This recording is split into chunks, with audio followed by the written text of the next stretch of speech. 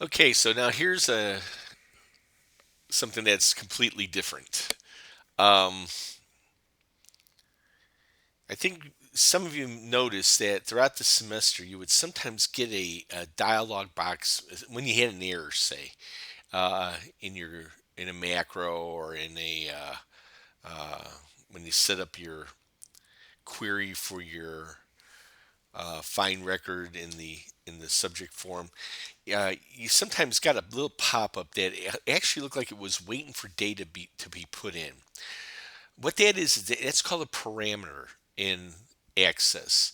Um, it's interesting because what happens is Access treats almost everything that it doesn't recognize as if it's a parameter that needs to have a value.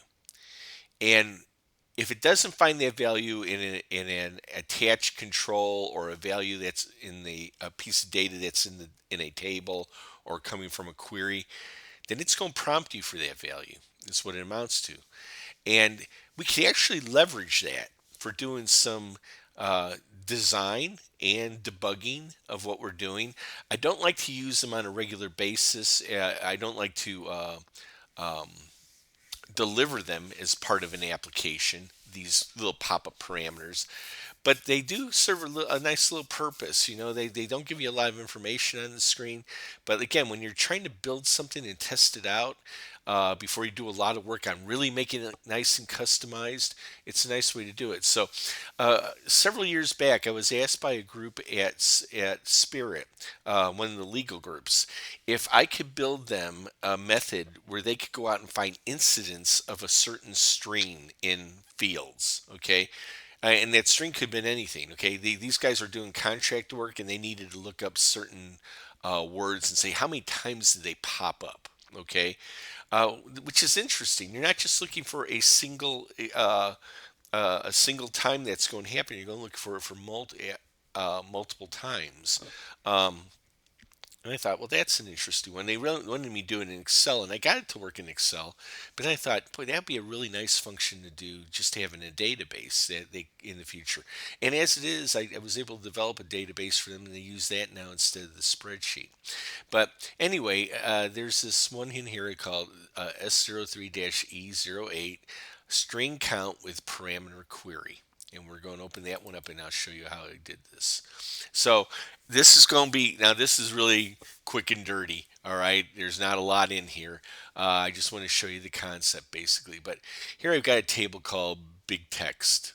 All right. And I go in there and if I open up in design view, there's only one field. In fact, this was before the days that I had my, my naming convention complete, so I just have ID for the primary key. You don't have to worry about that. But it's mem doc field. I know it should be mem uh, big text. Well, let's fix it while we're here. Big text dash. May as well make it right. And I'll make this one. I don't think this is going to mess up anything, me changing the names of these.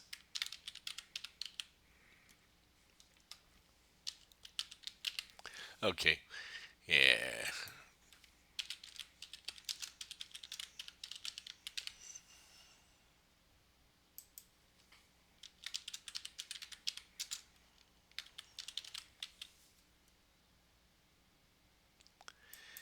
This is one of the things I really love about Access. Even though I've done a lot of work where I've already named these, when I rename them here, they usually will update everywhere else where I've already used them. So I don't want to be accused of ignoring my own conventions. So I'll make sure I put all these ins. All these ins. All these ins. Okay, we're good now. All right, but if let me save that. And I guess I should have an alternate key here too. May as well do that. Well, I could do it real easy actually. You don't need to do that. Let's just go over here and make that an index. Yes. Actually, I don't want to do that because it's a memo field. All right. Yeah, we'll do it. Here's a table that we don't have an alternate key. That's okay. We don't need one really. Like I said, this is just a demonstration. But anyway, I've got that. Okay, let me look at it. I've actually got some records in here. So I got a record, and in one of those records, I have Wichita State University in here. In another one, I've got this really weird thing that I pulled off the internet that is basically like a definition of what Wichita is, and Wichita is set. The word Wichita comes up quite a bit in here. If I was to, I wonder if I could zoom this out. I may not be able to on this one. Yeah, I don't think I can. Oh yeah, I can. If you looked at that in zoom mode, you're going to see Wichita comes up here quite a bit. It's got a big story about Wichita and all that. And that is the kind of text they usually get in from on contracts. Is something that just goes on and on and on and on and on and on and on. And then I've got Wichita State University, and Wichita Falls. I got at least 3 times there, 1 time there, and a whole bunch of times in here. But Blackhawks win. It's not in that one. So anyway, I want to count the number of times, say Wichita pops up in each one of those. Here's the query that I developed to do that. And again, it just has that single table. I don't need the property sheet, so I'll close that down. All right. Yeah, I'll put the record identifier in there just because, just so I know which one it was that we're talking about. But I want to show you this. This is how I actually did this, okay? And yeah, I'll go into build and do it so you can see it better. I've got a field that I'm calling string count. And what I do is take the overall length of that document field on the record. So I go on each record. I'm going to be doing this now, obviously. I take the length of that field. That means the total number of characters that are in there, and that includes spaces. Okay, so the length of the field minus now it's embedded here. I'm going to replace.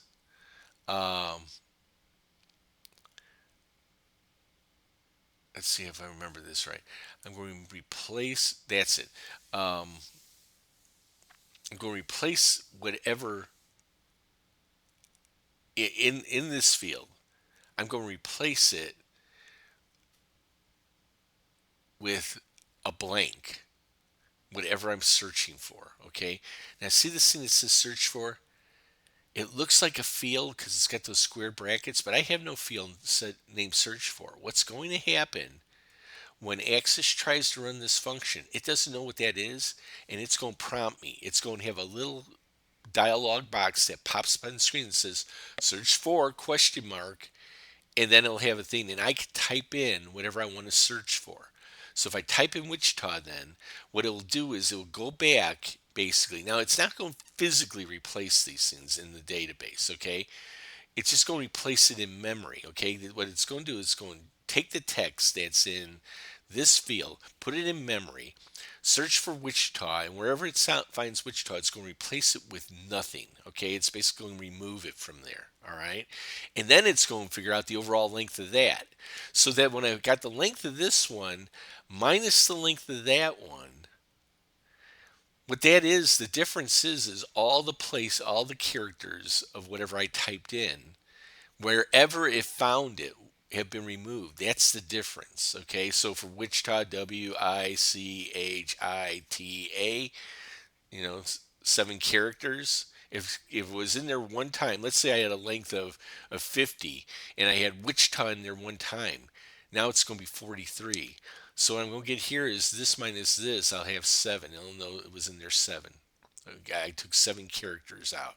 Okay, and then it's going to divide that by the length of what I typed in. Now, because I typed in search for that time, it knows that this thing search for, it's basically is serving as a variable, is Wichita, and its length is 7. So 7 divided by 7 is 1. In other words, I've removed 1 from there. If Wichita had been in there twice, then the difference would have been 14, and when I divide it by 7, it would be 2. And that's the cool thing. It's always going to come out exactly right. It's not going to ever be a decimal point or anything like that, okay? Because I'm basically dividing by the thing I actually took out in multiple instances, all right? So, nice little way to do that. I actually found that on the internet. Somebody had it, because I was, how do I do that? How do I find, I was doing all kinds of like looping, search and replace and all that. And there's got to be an easier way to do it. And I thought, I bet I could do it based on length of field. I went in there and typed in counting incidents based on length of field, and there was the function to do it. Somebody had this, so I can't take credit for this. But I can take credit for turning it into a parameter, what's called a parameter query. We're going to have this parameter search for question mark that will be assigned a value that I give it, and then that will be substituted into this function. So let's go in there and run this so you can see it. Actually, I could have just run it from here. I'm just, yeah, I know.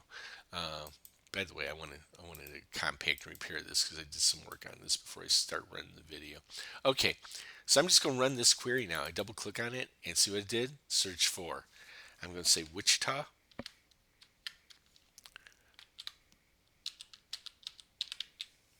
Say OK. And now it completes running the query, and it showed me that in that first string, Wichita appeared 6 times. In the second string, it appeared 23 times. In the third string, it appeared 3 times. Boy, that's cool, isn't it, huh? And let's go back there and kind of verify that. Okay, if I open up the big text, you'll see Wichita State. How come it said 3 times in there? Did that say 3 times when I did before? It says 6 times. String count 6, 23, 0. You know, is there more in there than I'm realizing? Wichita. Oh yeah. Ah, there was more in there than that. See there? Good thing. Interesting. I thought they just said Wichita State University, didn't have anything else in there. Where did those other ones come from? Yeah, if I do a shift F2 on that one, yeah, you see Wichita State. Yeah, it's in there. Yeah, 3 times. Looks like it's in there 3 times. Yep, right there's the third one. Okay, yeah. So that did a good job. Now it didn't find these in this one. It didn't find these grammatic versions of Wichita. You know, it just found the ones that were actually spelled the way I did it. And then the question is it case sensitive? Well, let's go find out. Let's close this down. And you see that last one had backlog swing, and it's showing no there. And it gives me an overall count of 32. That's kind of nice. So I'm going to, yeah, I'm going to close it down. I'm going to run this again. And I'm going to do it lowercase Wichita. And I still found it. I bet there is a way to make it case sensitive if I wanted to. But that's okay. We'll leave it at that. So now, yeah, typically, that might be all they need. Just run that query, okay? But I always usually like to give them a report. So yeah, they may ask me to do this for them. So then I'll run the report, generate PDF file, and may email it to them. So here's just a little report that I developed. No big deal. It's got that information. Basically, mimics what came out of the query. But the query is the record source then for this, and I open that up, and again, it prompts me. Why? Because it's using the query as a record source, and the query has a parameter in it. So I do Wichita, and there's my report.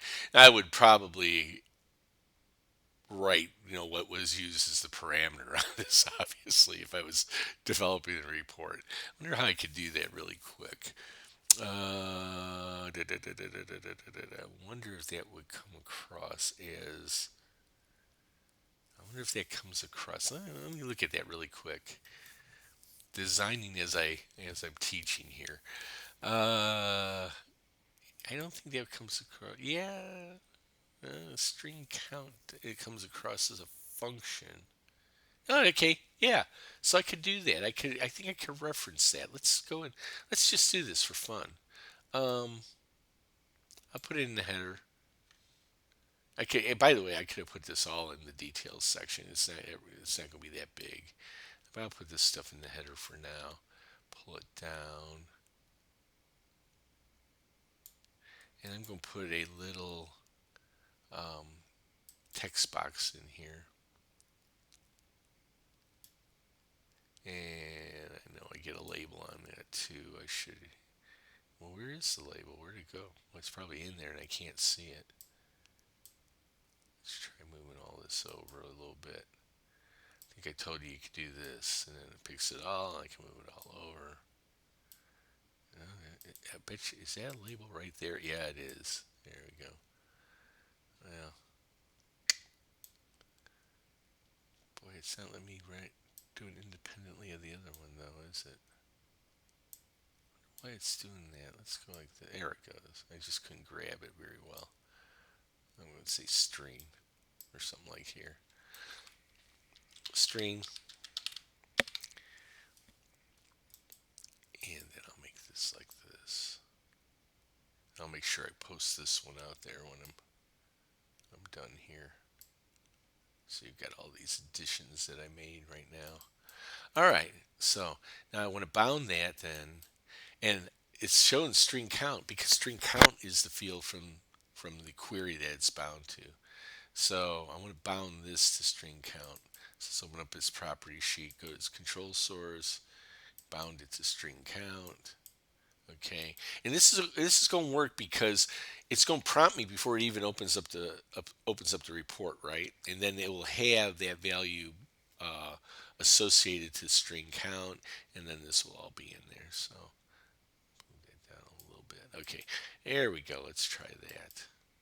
Let's go back to report view, and it'll prompt me right away because it's trying to run it. Okay, and I'll do Wichita.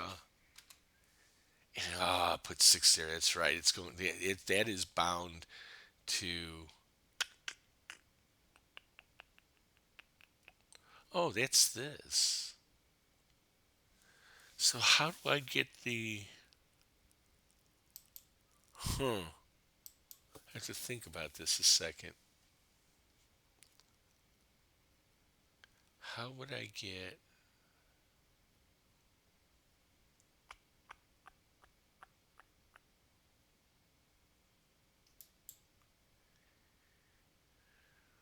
Hmm. How do I get that there? How do I get what I entered in the parameter field to show, or into the parameter box to show up there? It's gone, isn't it? It's already been used. This is one of the reasons why I wouldn't do it this way. Um, darn. How do I do that? How do I actually show what I used as my. I wonder if I could just reference that box. And that box was called. I have to go back to the query. I remember what I called it. I wonder. Oh, you know what? It might be. It depends. It's going to depend whether or not this is considered to be. Well, it's not. Yeah, it's not encapsulated into the report. It may work anyway. Let me try this. I'm going to try to copy search for. Here, I may pick up some extra characters. I'll just fix it up when I get there. Yeah, Control C. I'm going to do search for, because I think that actually creates basically, like I said, a variable that's called search for question mark. So I think I could come up here and just say that v search for. I don't know if I have to put the brackets around it or not. Let's try it both ways. Okay. Hey, it worked. How about that? I just learned something. All right. So basically, what happened is, and I'm going to stumble a little bit here, okay, because it's been a while since I've come across this.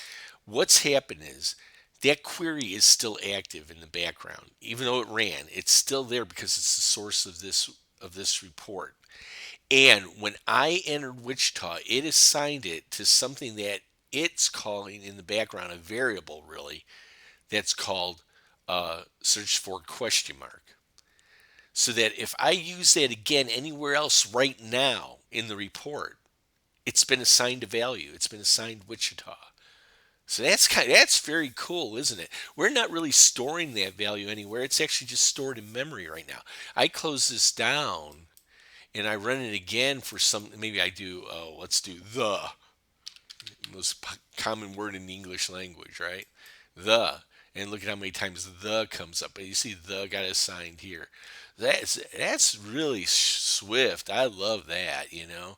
And again, it's funny. These things you only come across every so after you really get into Access, after you start really mastering it well and all that, there'll be things that you'll do and then you walk away and you may not hit it again for years, but you kind of remember that you did something like it once before, and you start understanding the nature of what's dealt with in memory versus what's static. In other words, what's dynamic in memory versus static. Okay, this is what they would call, if you were doing C, you would call this pretty much a local variable.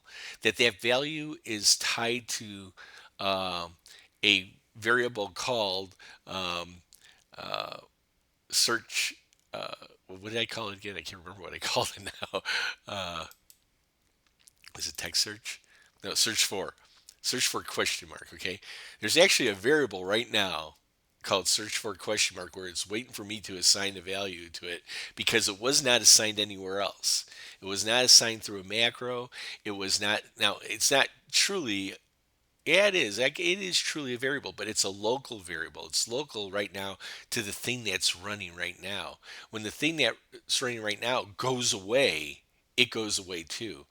And that's why when I run it again, it prompts me again for it, because it doesn't exist in memory anymore after I actually physically close that report. So while I'm doing this set of operations where I'm doing this, even though this closes down, that's been assigned to that variable now, and that variable is being used in this query, and it's also being displayed up here in this text box. So that's my little explanation about what's going on.